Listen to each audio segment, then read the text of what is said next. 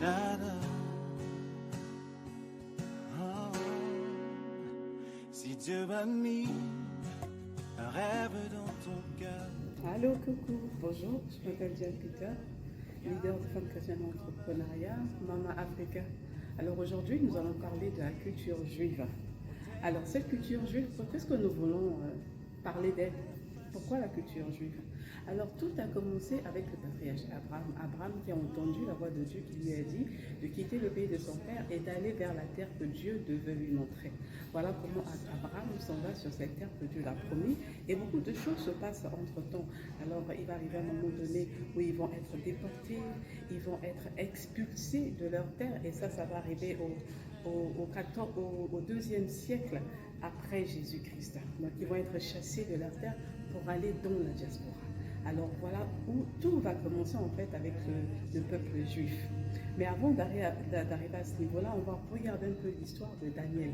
Daniel qui est ce jeune Daniel israélite à l'âge de 14 ans est emmené à Babylone. Il arrive à Babylone avec d'autres enfants de son âge. Alors je rappelle que Daniel avait 14 ans. 14 ans quand il a été pris, enlevé de ses chez parents pour aller en Babylone. Donc il arrive en Babylone, il a 14 ans et il décide de ne pas se souiller avec l'aîné du roi. Nous nous rappelons que Daniel n'a que 14 ans. Et ça prouve encore là la puissance de la culture. Quand la culture est enseignée à un enfant, l'enfant garde la culture, l'enfant la préserve et l'enfant vit selon cette culture. Nous allons voir l'évolution du peuple juif dans la diaspora. Donc ce peuple juif est expulsé d'Israël et donc ils vont un peu partout dans le monde, aux États-Unis, au Canada, en Angleterre, un peu partout. Donc ils arrivent et qu'est-ce qu'ils font? Alors le peuple juif arrive dans ces pays d'accueil, l'Amérique, le Canada, l'Angleterre, la France. C'est un peuple qui domine. Pourquoi ce peuple domine?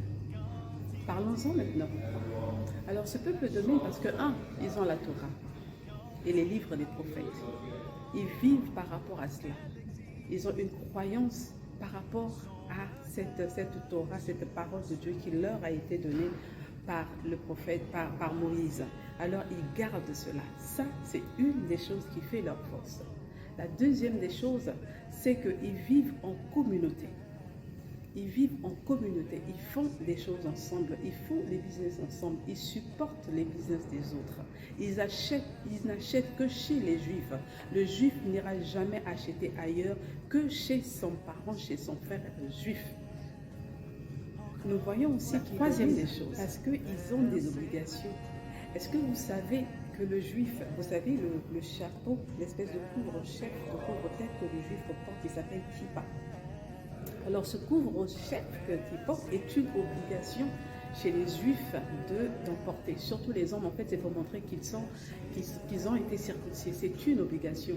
Donc le Juif a une obligation, ils ont des obligations de faire selon leurs coutumes, selon leurs traditions, selon leur religion.